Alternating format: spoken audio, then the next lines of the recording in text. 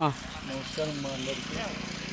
ఇప్పుడు department of horticulture fruit covers అన్నటువంటిది subsidy మీద ఇస్తుంది కాబట్టి ఇది రైతులు దీన్ని విరివిగా ఉపయోగించుకొని ఈ క్వాలిటీ ఎన్హాన్స్మెంట్ ఉన్నటువంటిది పెంచుకోవడం కోసం ఈ ఫ్రూట్ కవర్స్ కట్టే విధానం.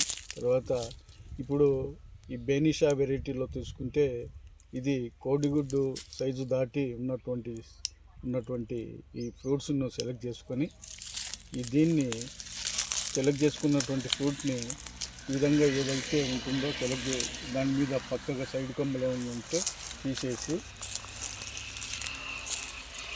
తీసేసిన తర్వాత ఈ ఫ్రూట్ని ఈ విధంగా ఇన్సర్ట్ చేయాలి.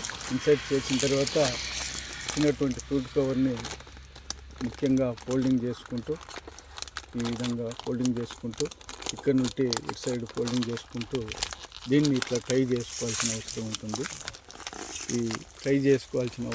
కాబట్టి ఈ టై చేసేటప్పుడు ఖచ్చితంగా నీరు లోపలికి ఎంటర్ కాకుండా ఉండేటట్టుగా టైట్గా దాన్ని చేసుకుంటే మనకు హార్వెస్టింగ్ వచ్చే టయానికి ఈ సకింగ్ పెస్ట్ ఉన్నటువంటిది, తర్వాత క్వాలిటీ ఎన్హాన్స్మెంట్ కోసం చేసుకున్నటువంటి కాయ కాబట్టి ఇది మార్కెట్లో డబుల్ త్రిబుల్ రేట్లో పోయే అవకాశం ఉంది. కాబట్టి మ్యాంగో ఫార్మర్స్కి ఇది అనుకూలంగా ఉంటుంది.